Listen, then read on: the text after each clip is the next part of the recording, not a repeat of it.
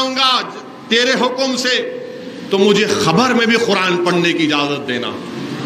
امام شافعی رحمۃ اللہ علیہ تعجب کرتے تھے کیا دعا کر رہا ہے امام شافعی ہیں وہ، کوئی حضرت گوگل کے امام نہیں ہے وہ، آج کل بہت ہو گئے، ہر آدمی گوگل پہ 2 ویڈیو سن کے 100 کتابیں پڑھ کے اپنے آپ کو علامہ بولتا، وہ نہیں، امام شافعی رحمۃ اللہ علیہ۔ تو امام شافعی سوچتے تھے کہ اس نوجوان کو پکڑوں اور پوچھیں کیا دعا ہے۔ تو ایک دن امام شافعی حج میں اس کو دیکھتے ہیں، مکے کے صحن میں اس کو دیکھتے، بولے موقع اچھا ہے، اس کے قریب جاتے ہیں، اور جیسا اس کے قریب گئے امام شافعی رحمۃ اللہ علیہ، وہ نوجوان کہتا ہے کہ امام آج ظہر کی نماز کے بعد میں اس دنیا سے رخصت ہونے والا ہوں، یہ پیسے ہیں میری تدفین کر دینا آپ۔ اب امام شافعی رحمۃ اللہ علیہ وہ سوال کرنا چاہتے تھے، نہیں کر سکے۔ نماز ہو گئی کعبے کے صحن میں، ظہر کی نماز ہو گئی، سنت نوافل جب ہو گئے تو امام شافعی نے دیکھا کہ وہ نوجوان نیچے لیٹا ہوا ہے اور اس کی زبان سے کلمہ ادا ہو رہا ہے، اس کا انتقال ہو گیا۔ امام شافعی وقت گزر گیا، وہ ہمیشہ سوچتے تھے یہ امام شافعی لکھے، میں نے بول رہا ہوں۔ تو امام شافعی رحمۃ اللہ علیہ واپس جب دوبارہ مکے کو آئے تو کسی نے کہا کہ امام شافعی ذرا چلیے، کسی کا انتقال ہوا ہے، تدفین کا معاملہ ہے، چلیے آپ۔ امام شافعی رحمۃ اللہ علیہ مکے کے اس مشہور قبرستان میں گئے، اور جیسے اس جنازے کو تدفین کرنا چاہتے تھے، خبر کے بازو کی دیوار گر گئی۔ اب لوگ بولے آپ وقت کے امام ہیں، آپ امام شافعی ہیں، آپ ہی مسئلہ حل کر دیجئے۔ امام شافعی رحمۃ اللہ علیہ جیسا اس خبر کے بازو جا کر دیکھتے، کیا دیکھتے؟ خبر کے اندر وہ نوجوان قرآن پڑھ رہا ہے۔ وہ نوجوان امام شافعی کو دیکھ کر کہتا ہے کہ امام یہ دیوار نہیں گری، وہ جو آپ کی دعا تھی اللہ آپ کو دکھا رہا ہے۔ تو میرے بھائی خبروں میں کون آئے گا؟ شاہ عبد الرحیم کا واقعہ، شاہ عبد الرحیم انفس العارفین کا واقعہ، مشہور واقعہ، کس پہ اعتراض نہیں ہو سکتا؟ شاہ عبد الرحیم رحمۃ اللہ علیہ انفس العارفین کتاب کو، وہ سفر کر رہے ہیں، دوپہر کا وقت ہے، اس زمانے میں ایسا گاڑی نہیں تھی، آج سے 200 سال پہلے۔ دوپہر کے وقت میں شاہ عبد الرحیم رحمۃ اللہ علیہ اپنی قرآن کریم کو نکال کر تلاوت کرتے ہیں، اچانک ایک روح دستیاب ہوتی اور کہتی ہے کہ عبد الرحیم مجھے مر کر صدیاں گزر چکے ہیں، کوئی قرآن نہیں پڑھتا، تمہارے قرآن پڑھنے سے مجھے تسکین ہو رہی ہے، تم قرآن پڑھو۔ 2 مرتبہ 3 مرتبہ پڑھتے ہیں، بعد میں وہ تھک جاتے ہیں، ظاہر ہے دوپہر کا وقت ہے، گرمی ہے، تو ان کے بھائی جو بازو آرام فرما رہے اٹھتے ہیں، عبد الرحیم یہاں پر ایک نیک بندے کی روح ہے جو مجھے آ کر کہہ رہی ہے کہ تمہارے قرآن پڑھنے سے اس کو تسکین مل رہی، تم قرآن پڑھو۔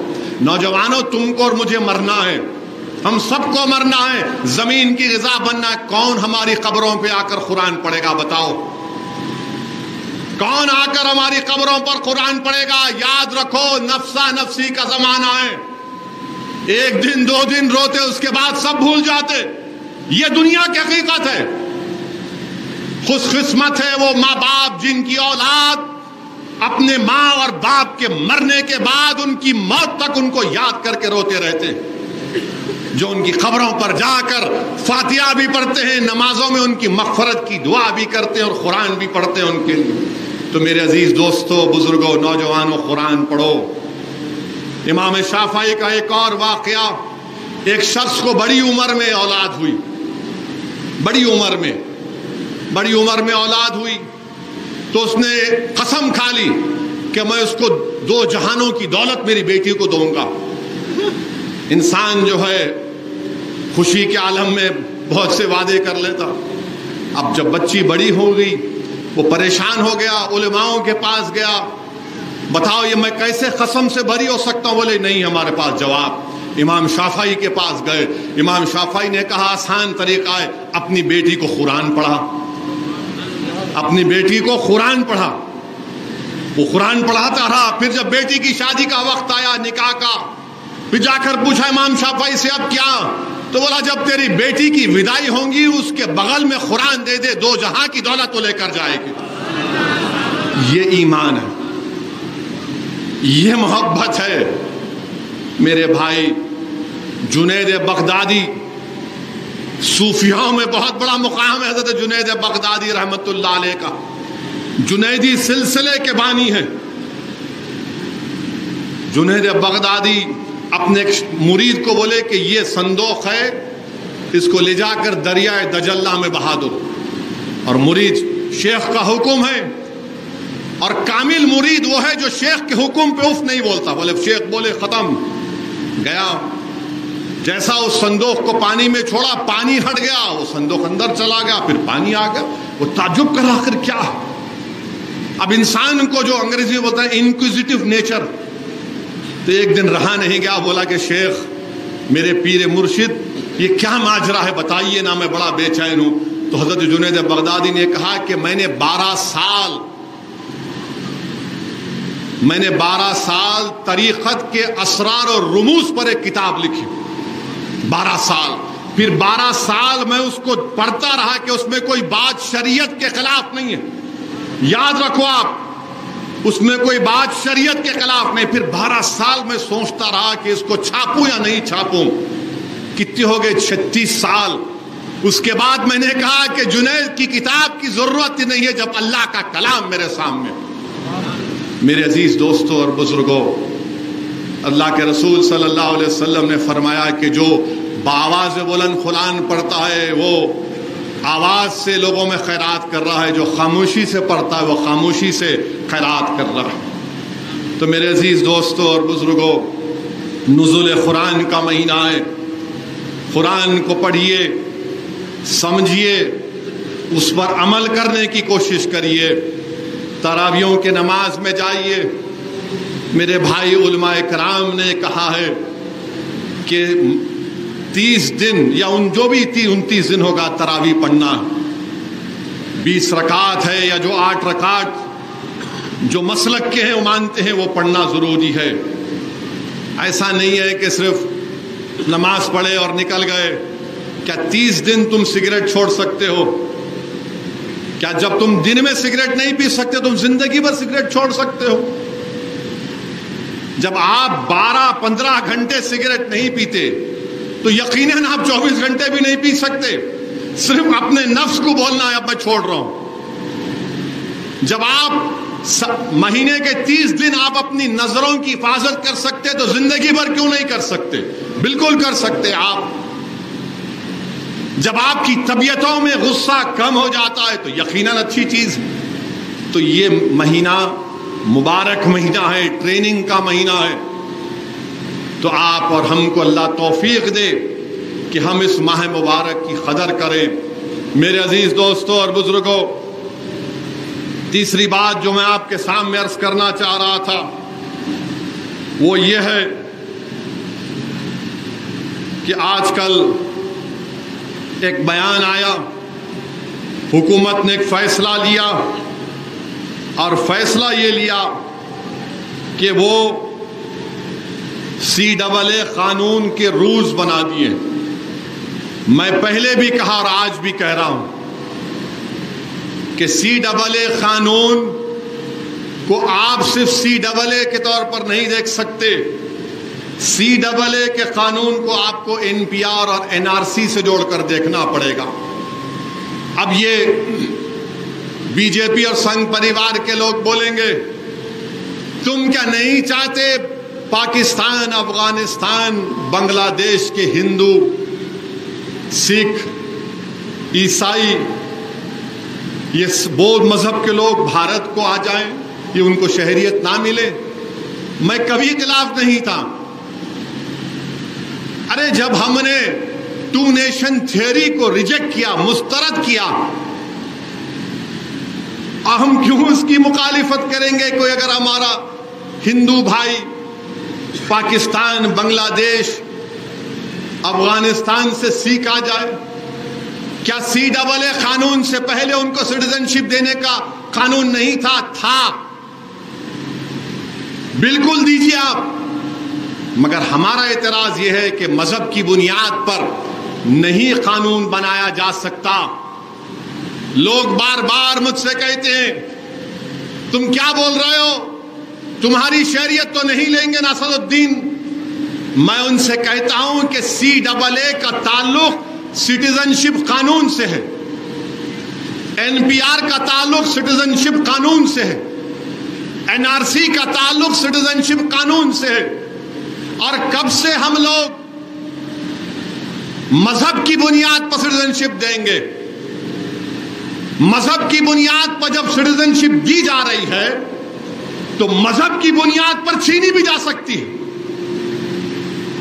مذہب کی بنیاد پر جب سٹیزنشپ دی جا رہی ہے تو مذہب کی بنیاد پر چھینی بھی جا سکتی ہے نا. وہ کیا شعر ہے کہ بگڑتی ہے جب ظالم کی نیت, بگڑتی ہے جب ظالم کی نیت تو نہ کوئی تدبیر نہ دلیل کام میں آتی ہے. مذہب کی بنیاد پر سٹیزنشپ دے رہے آپ, اور کل اگر NPR اور NRC کرائیں گے, آسام میں سمجھانے کے لیے بول رہا ہوں, اور یہ RSS کے لوگ اندھے بھکت ہیں, تھمز اپ ہیں, ان کو خالی اسد الدین بولتے کہ پاکستان, اسد الدین بولتے کہ جنہ یاد آتا ہے ان کو. یہی مکہ مسجد تھی RSS والوں, یہی مکہ مسجد تھی سن 1857 میں. اسی مکہ مسجد کے امام کا نام شیخ اسماعیل تھا. اسی مکہ مسجد میں رمضان کا مہینہ تھا. اسی مکہ مسجد کے امام نے خطبہ دیا, نماز پڑھائی, اور پورے مجمع سے کہا کہ چلو سلطان بازار جائیں گے, انگریز ریزیڈنسی کے خلاف اعلان بغاوت کریں گے, اس ملک کو آزاد کرائیں گے. یہاں سے مجمع گیا, وہ سلطان بازار کے پاس جو وومنس کالج ہے وہاں پر گولیاں چلیں, انگریز گولی چلائے, کئی لوگ شہید ہوئے. مولوی اسماعیل کو رحمت اللہ علیہ کو گرفتار کر لیا گیا. انڈمان نکوبار میں جو کالا پانی ہے اس کا سب سے پہلا قیدی کون ہے بتاؤ RSS والوں, بتاؤ. نہیں بولیں گے. اس کا سب سے پہلے قیدی کا نام مولوی اسماعیل ہے, حیدرآباد کے تھے. اور یہ ہم کو دیکھ کے بولتے ہیں یوں فلاں, یہ تو بتا یہ رہا تھا کہ NPR اور NRC, آسام میں سپریم کورٹ نے کہا NRC کراؤ. 1600 کروڑ روپے خرچ کر کے سپریم کورٹ کے ماتحت NRC ہوا آسام میں. 19 لاکھ لوگ کے نام نہیں آئے. کتنے؟ 19 لاکھ, جس میں سے 10 سے 12 لاکھ ہمارے ہندو بھائی ہیں, 1.5 لاکھ مسلمان ہیں. اب جب CAA آ گیا تو کیا ہوگا معلوم آپ کو؟ یہ میں نہیں بول رہا ہوں, آسام کے چیف منسٹر بول رہے ہیں, جو اعلیٰ ذات کے ہیں, منتو شرما نام ہے, بیسو شرما. وہ کہہ رہے ہیں کہ ہم CAA سے ان 12 لاکھ ہندو بھائیوں کو سٹیزنشپ دے دیں گے. یہ میں نہیں بول رہا ہوں. اب وہ 1.5 لاکھ مسلمان کیا کرنا, وہ 1 لاکھ 1.5 لاکھ مسلمان کیا کرنا؟ ان کو بولیں گے آپ 1962 میں آئے کیا, آپ 1951 میں آئے کیا, کاغذ دکھاؤ, دادا کا برتھ سرٹیفکیٹ دکھاؤ. مانے وہ 10-12 لاکھ ہندو بھائی بہنوں کو سٹیزنشپ مل جائیں گی. آسام کے مکھیہ منتری کہہ رہے ہیں, BJP کے لوگ کہہ رہے ہیں. اور وہ 1.5 لاکھ مسلمان فارنرز ٹریبونل میں جا کے کیس لڑو اپنا. لوگ بولیں گے نہیں ابھی کچھ نہیں ہو رہا. میرے بھائی صاحب, ہر چیز ابھی نہیں ہوتی, ہر چیز بعد میں ہوتی ہے. جب NRC ہوگا, NPR ہوگا, اور اگر کہا جائے کہ اس میں اس کے رول سے پڑھ کر سنا رہا ہوں, پاپولیشن کی ایک لسٹ بنائی جائے گی کہ مہاجرین کیمپ, یہاں پر مہاجرین کیمپ میں کتنے لوگوں کے گھر ہیں, نام آ گئے. اب اس میں سے کسی ایک کا نام میں جا کر بلدیہ کے آفس میں لسٹ لگائیں گے, دیکھو مہاجرین کیمپ میں اتنے لوگوں کا نام ہے. کوئی بھی جا کر بول سکتا یہ زید بکر بھارت کا شہری نہیں ہے, ڈاؤٹ فل سٹیزن بنائے تھے آپ. اس کے بعد اس کو یہ پروف کرنا پڑتا کہ میں بھارت کا شہری ہوں. اب بتاؤ یہ NPR NRC میں نہیں ہے کیا؟ امت شاہ نے میرا نام لے کر پارلیمنٹ میں نہیں کہا اویسی جی NPR بھی ہوگا NRC بھی ہوگا؟ کیا ٹی وی کے انٹرویو امت شاہ نے نہیں کہا NPR NRC؟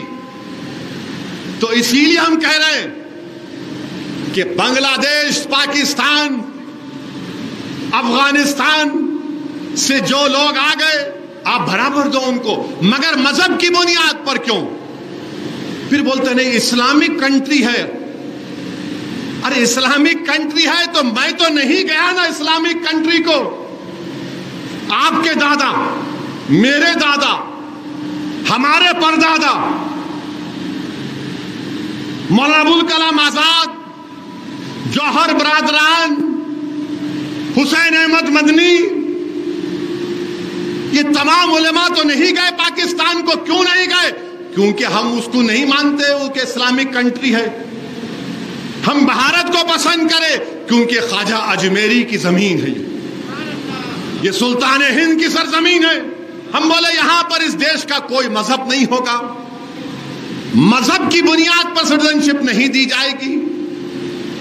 مگر آپ کیا کہہ رہے ہیں آج؟ نہیں, جو ہندو ہے, سکھ ہے, عیسائی ہے, بودھ مذہب کا ہے, اسی کو سٹیزنشپ ملیں گے. میرے بھائی یہ ان کی سازش ہے کہ ہم کو ہمارے ملک میں پریشان کر کے رکھ دیا جائے. اور آپ کو معلوم 1959 تک قانون نہیں تھا برتھ سرٹیفکیٹ کا. اگر میں پوچھوں کہ تمہارے دادا اور ابا کی پیدائش کب ہوئی تو بولے گا ہوں گی 59-60 میں, جب قانون نہیں تھا.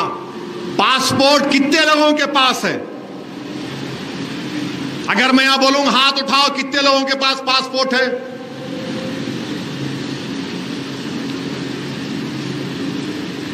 ذرا کیمرہ گھماؤ. اتنے لوگوں کے پاسپورٹ ہے تو یہ پروف ضرور ہے. جن کے پاس نہیں ہے انہوں کیا کرنا؟ گورنمنٹ کا ڈیٹا یہ بولتا ہے کہ پاسپورٹ پورے ملک میں صرف 5% لوگوں کے پاس. 130 کروڑ کا دیش, صرف 5% لوگوں کے پاسپورٹ ہے. آدھار کارڈ کس کے پاس ہے؟ اب آپ فرق محسوس کرو. پاسپورٹ میں کم ہاتھ اٹھے, آدھار کارڈ میں پورے اٹھ گئے. اٹھے نا. آدھار کارڈ جب گھر کو جائیں گے پلٹا کے دیکھو, اس میں لکھا ہوا ہے this is not proof of Indian citizenship. This is not proof of Indian citizenship. اب یہی تو میں بول رہا ہوں. اور 1996 کا ایک وہی ہے. اب آپ بتاؤ پھر کیا بتائیں گے؟ اب آپ آ کے بولیں گے نہیں آپ جو ہے اپنے دادا کا برتھ سرٹیفکیٹ لے کر آؤ. کہاں سے لے کے آؤں گا میں؟ کہاں سے لے کے آؤں گا بتاؤ؟ ابھی 4 دن پہلے ذوالفقار صاحب گواہ ہیں. پونا سے ایک بچہ فون کیا مجھے, میرے کو یہ بولا کہ کہاں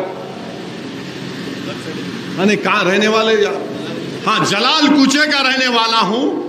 وہاں پہ ایک دواخانہ ہے, میری اماں میرے کو وہاں پیدا کری. صاحب اب یہ CAA لا رہے لوگ, میرے کو لکھ کے دے دو کہ میں یہاں پیدا ہوا. اب آپ بتاؤ کیا تماشا ہونے والا ہے؟